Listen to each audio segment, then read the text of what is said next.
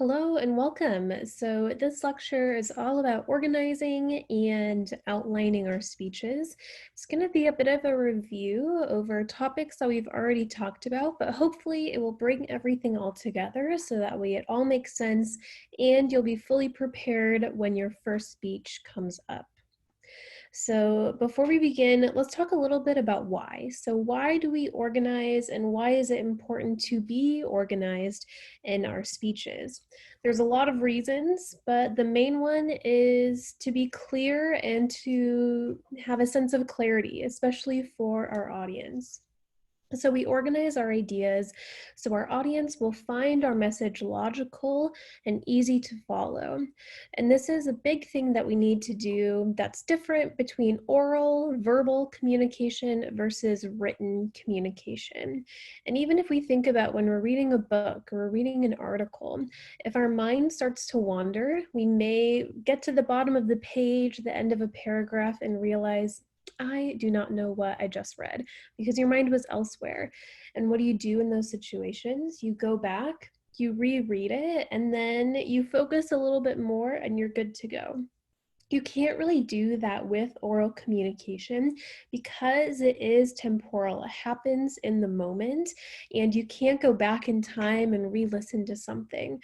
And so because we know that, we can have different techniques and strategies that will help our audience understand where we are in the speech, what place we are, the structure, the organization, all of that.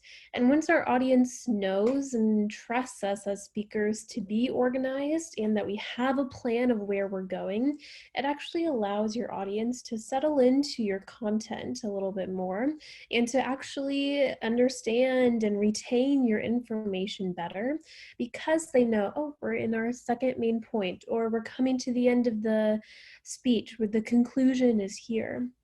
And there's lots of different strategies that we can do that. But with organization, let's start with kind of the big picture of what are the different parts of our speech. So just about in any speech, especially for our formal speeches in this class, we're going to have three parts to our speech: an introduction, a body, and a conclusion. But it's a little bit more than just that. So we have our introduction, and then our body is going to be comprised of what we call main points. So we'll talk a little bit more about main points, but know that generally we're going to aim for three main points in our speeches. And combined, the main points we consider to be the body of our speech. If you think about an essay, these are our body paragraphs. And then we end with a conclusion. And we also have, you'll notice, transition sentences in between every single section of the speech and in between every single main point. So let's break all of these parts down a little bit more. So the introduction, we know that we have to have four different parts of the introduction. First, we need to get our audience's attention some way, somehow, in a creative and exciting way. The reading has lots of different strategies and different techniques for having an attention getter. Then you want to introduce your topic. It should be super clear to your audience what your speech is about. And this is how we do that in the second component of our introduction. Next, we want to establish credibility. And when we hear credibility, we may think of sources, having credible sources. And we definitely do want to have credible sources in our speech. But this in particular is referring to our credibility as speakers. So we're letting our audience know why they can trust us to speak about this particular topic. So for this part, the establishing your speaker credibility, here you want to say, have you read a book about this topic? Do you have personal experience? Anything that explains your relationship to the topic, that explains why you decided to speak about this, is going to be helpful. We may not have advanced degrees in what our speech is about. We maybe probably haven't written a book, but if it's something that we have personal experience in, or it's a topic that we've always been interested in, that works. And then lastly, you end with your thesis, which is a one-sentence summary of your speech. And in that one sentence, it needs to have your topic and a preview of each of your main points. And speaking of main points, let's talk a little bit about them. So as we covered a little bit earlier, the main points are kind of like your body paragraphs in your speech. It's the most important ideas that you address in your speech. And for our speeches, because they aren't going to be that long, we're going to aim for 3 main points per speech.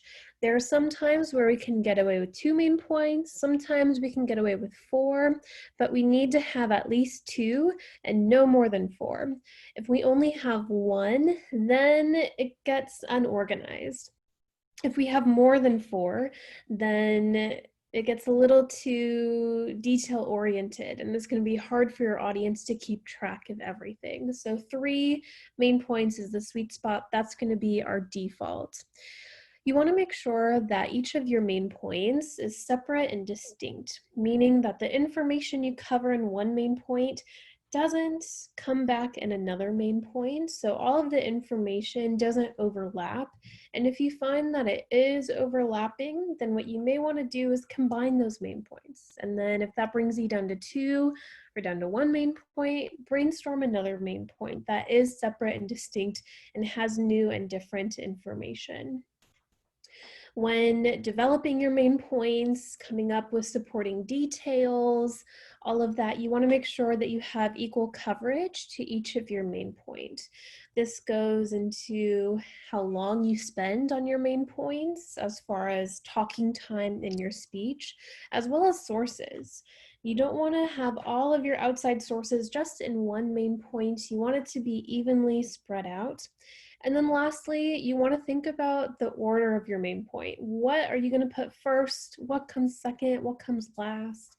And we'll talk a little bit later about different organizational patterns, is what we call them, ways of ordering and organizing our main points. And then the last part of our speech, as we know, is the conclusion. So in the conclusion, we need 3 things to happen. We need a signal to close. And there's lots of ways that we can do that, which we'll talk about a little bit later on. We need to review the speech. This can be something as simple as restating our thesis, but you need to remind your audience what your topic was and what each of your main points were. And then lastly, you want to end with a clincher or a strong closing statement, something that is thought-provoking, that leaves your audience with a sense of, that was a good speech. They ended on a strong note, and it avoids the pitfall of ending a speech with the infamous "and yeah" trailing off. We do not want to end our speeches with that. We want to have a strong closing statement. It never hurts to say thank you at the end, but other than that, we don't want to be trailing off into the distance with our "and that's all I have." Have a strong closing statement. Plan it in advance. All right, so that was a little bit about the kind of big picture organization. What are the different components of a speech? Now I want to talk about 2 different speech outlines. So we have 2 different types. We have the preparation outline. Sometimes we'll call this the formal outline, the written outline, and then we'll also have the speaker outline. So we'll go through them one at a time. So the preparation outline, this is a detailed outline of your speech that helps you evaluate the organization of your ideas. It's also known as the outline that you turn in and are graded on. So in this outline, you need to have a speech title that you come up with, just as we come up with titles to essays, or if you go to watch a TED Talk, all of those speeches have a title. So we are also going to come up with a title for our speech. You need to have your specific purpose at the top of your outline. Remember, we do not say our specific purpose in our speech, but we need to know it. We need to know why we are speaking, to whom we are speaking to, and that needs to go in our outline. Then we need to have our introduction, our main points, our conclusion, transitions, and any source citations for outside sources. So let's kind of break all of those different elements down in clumps. So the first one, title, specific purpose, thesis. So this is going to happen towards the beginning of your outline. So I have an example here. So the example outline beginning, the title is Drink Up. The specific purpose is to inform my classmates about the history and significance of the Coca-Cola Company. And then your thesis statement would occur at the end of your introduction, which is right here, introduction, attention getter, reveal topic, establish credibility, thesis with a preview of your main points. And main points. So we've talked a little bit about what we need to know for them, but this is what they should look like. So for each of our main points, we're going to have subpoints and sub-subpoints. And as we go into the indentation, information should get more focused and more specific. So that way your first sentence, so main point one right here where it says main point one, broadest idea, that think of it as a topic sentence. So 1 to 2 sentences that summarize your entire main point and let your audience know right off the bat, what is this main point about? Then when you get into your first subpoint, you're adding another element to it, or you're providing a detail, or you're getting more focused or more specific in what you're talking about. And then the subpoint underneath that provides even more support and maybe another example of what comes before it. So information is going to get more specific, more focused, more detailed as you go in through the subpoints and sub-subpoints. However many subpoints and sub-subpoints you have is up to you and up to your content, your research, your topic, but you need to have at least 2 subpoints. Let me say that again. You need to have at least 2 subpoints.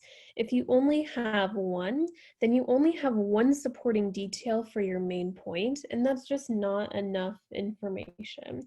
So make sure that you have at least 2 subpoints. You're probably going to have more. You're probably going to have sub-subpoints in there as well.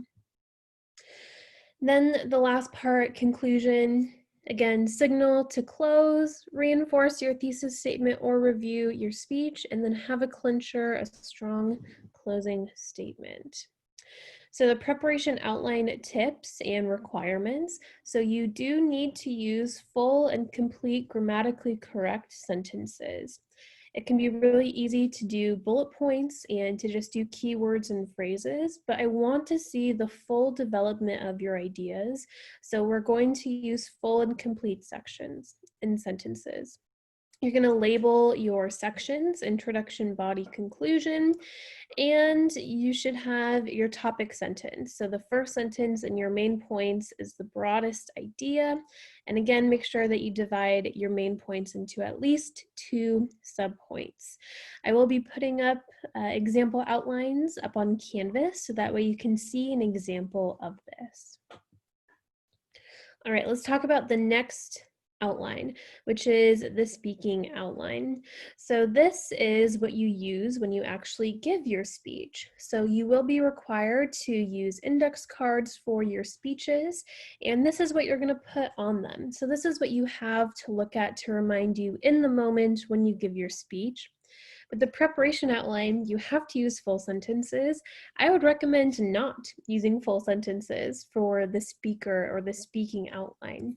You want to use keywords and phrases and abbreviated sentences, so that way you can just quickly look down at your index cards and know exactly what you need to say next without having to read an entire sentence in the moment.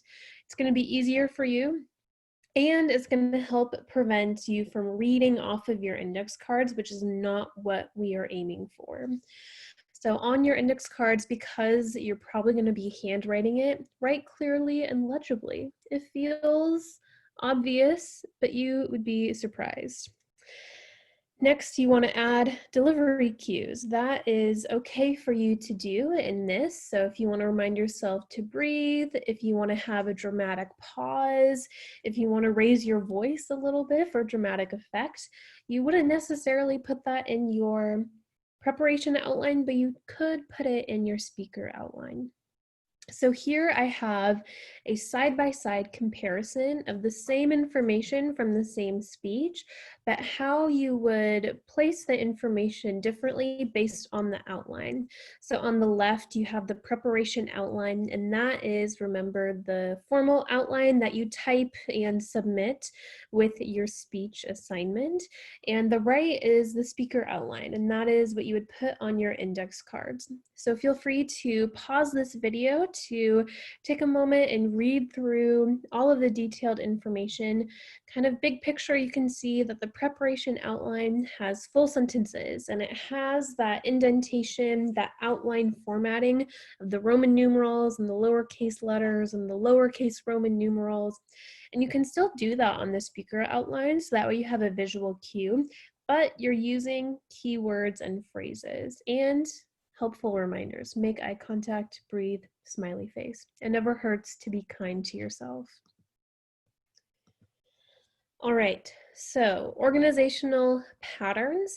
These are the main ways that we are going to be organizing our speech. And we will talk about that a little bit later. But I want to move ahead to talk about transitions. So transitions are phrases that indicate that you are done with one idea and you are moving on to a new idea. At the beginning of this lecture, we had talked about how the overall structure and organization of the speech, you have the introduction, body, conclusion, and you have transitions that go in between every single section. And then we can also use what we call connectives, and those are words and phrases that link ideas in a speech. So for transitions, they need to be written out as full sentences, and each transition needs to have two components. The first is an internal summary, so summarizing the section of the speech that you just finished, and it needs to have an internal preview, previewing the next section that is to come. And they need to go in between every single section of your speech. So here's an example that shows the internal summary and internal preview of a complete transition sentence. So now that I've talked about the events leading up to the LA riots, that's the internal summary, I will now discuss what happened during the LA riots. So that together is a full and complete transition sentence. It says that this is the main point we just talked about, which was the events leading up to the LA riots, and it previews the main point that you're about to get into, which is what actually happened during the LA riots. So signposts, we also call this these connectives. They're transitional words, phrases, or questions that indicate where you are in the speech or highlight an important idea. So these are not necessarily required, like transitions are required. You have to have transitions, you have to have full and complete transitions, and you have to have them in between every single section of your speech. Signposts, you're gonna be sprinkling them into probably your body, but also your conclusion. And so what they do is they just show the relationship between ideas, and or they let your audience know where in the speech you are. So they can compare and contrast ideas, they can explain further, they can show cause and effect, they can show time, they can emphasize, they can summarize. And so when we were talking about the conclusion, I mentioned that we have to signal to close. We have to prepare our audience for the end of our speech. And a really great and simple way of doing that is by including a signpost, a connective at the beginning of your conclusion that lets your audience know that the end is near.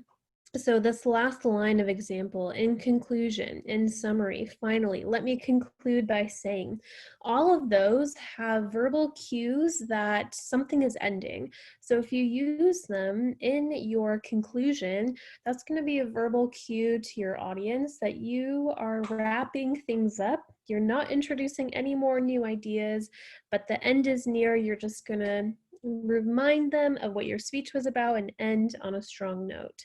So these can be really helpful in our conclusions, but they can also be helpful anywhere in our speech. And with that, that is our overview of organizing and outlining. Thank you all so much for listening.